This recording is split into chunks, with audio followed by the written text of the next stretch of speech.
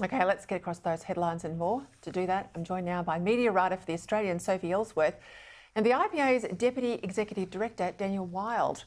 Well, welcome to you both. We'll start with the big news today. Bill Shortens' impending retirement. I'll say impending because he'll stay in Cabinet until February. Then he's going to move into a new role as the Vice-Chancellor at the University of Canberra. In a way, Soph, all credit to him. He could easily have taken a plum diplomatic posting. That was one of the rumours running around Canberra. And, you know, Albanese would have wanted him out of the parliament. He certainly would have got it. But this is a real job as a university CEO. It's not one of the top ones. It's not in the group of 8. But that's not to say it isn't well paid. Whew. Absolutely, Peter. The salary of Bill Shorten's predecessor is up there at $1.8 million a year. This is eye-watering figures. Good if you can get it. The Prime Minister, Anthony Albanese, is on about $630,000 a year. And then Peter Dutton is on about $430,000 a year as opposition leader. So this is a good gig financially for Bill Shorten. And it's any wonder, Peter, that he's grabbed it with both hands. Yeah, let's not hear, Daniel, these universities squealing about lack of funds, if that's the sort of salaries that they dole out. I want to make a political point factually inside Labor. With the departure of Shorten, and I think there were accolades from all sides of politics today, what we are witnessing, what I think, is the last Labor leader from the Labor right departing the political stage. Now, I love to see coalition governments in power in Canberra, of course I do, but eventually they're out and Labor's in. And I want to see the best Labor government that could be fielded, the best team that could be put into Cabinet. And I always think we're better off under Labor if the right's in charge rather than the left. But I think the departure of Shorten just cements the hard left, doesn't it?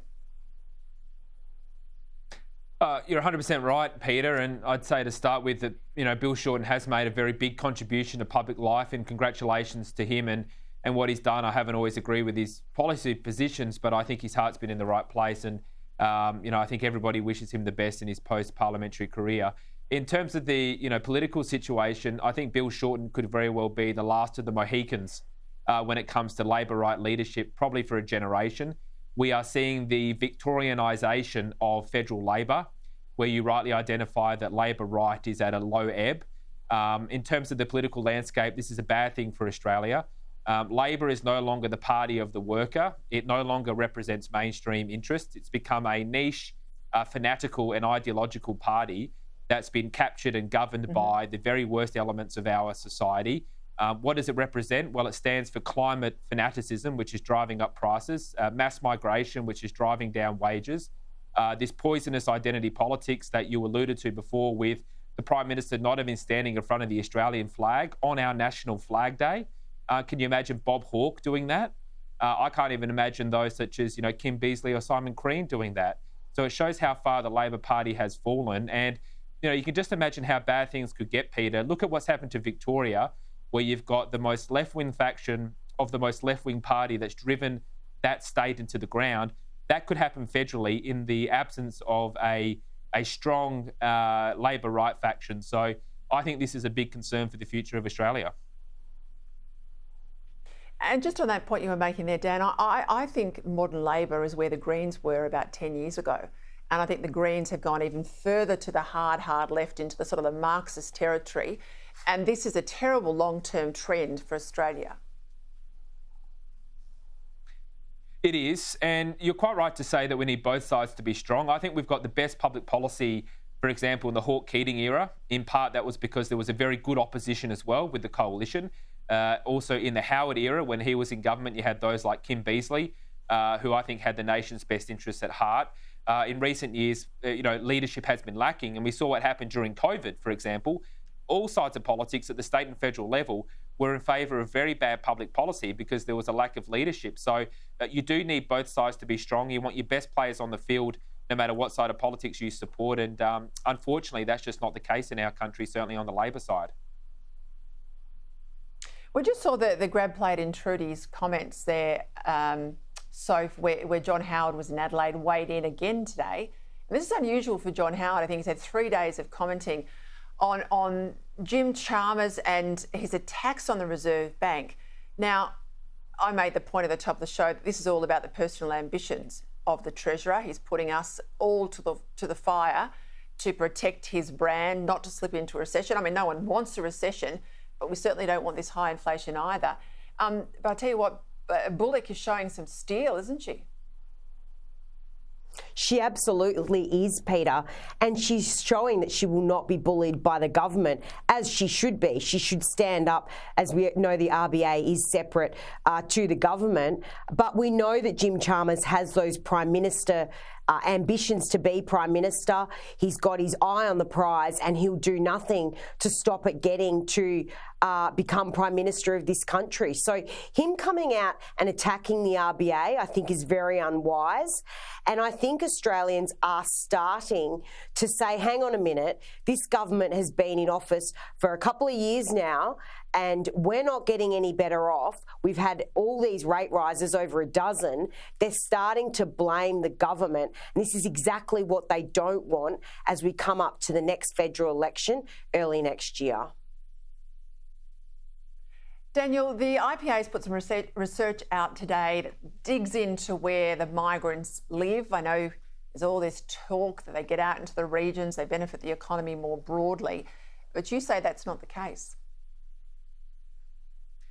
It's not the case, Peter. If you look at the data, about 83% have settled in a capital city across Australia, and that's one of the main reasons why the country and the economy is going backwards very fast. Of course, that's not to blame the migrants themselves, because of course you'd want to come to a great country like Australia for a better future, but the migration intake hasn't been planned for.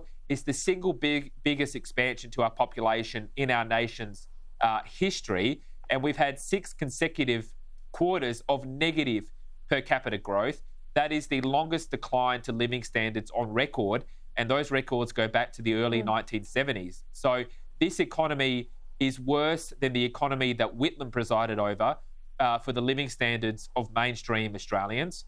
We've had 9 quarters of this government. 7 of those quarters we've gone backwards in terms of per capita growth. And the reality is that the only growth mechanism that this government is interested in is never-ending population growth underpinned by mass migration.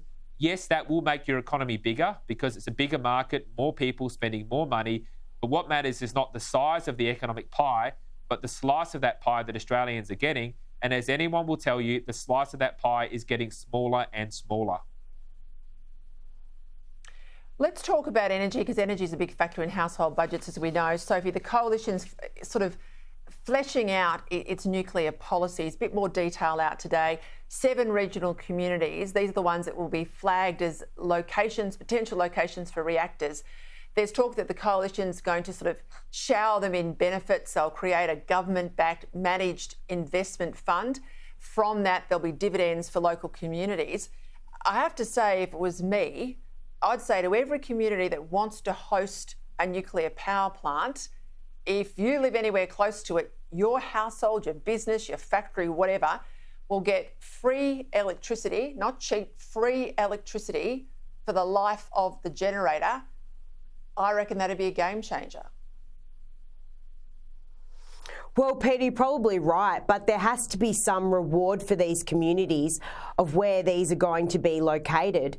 And as we know, whenever there's something in someone's backyard, whether it be wind farms or the like, they often want something in return, and that's a financial reward. So I think it's really important that the coalition continues to reveal details of this policy, because that's been a really easy attack point for the government to say, well, we don't know much about it, we've got no detail, and they've used that as an attack point. But the more details that come out in the lead up to the election, I think, will be beneficial to the coalition so that the Australian public can make up their own minds to whether or not this is something they want to vote for.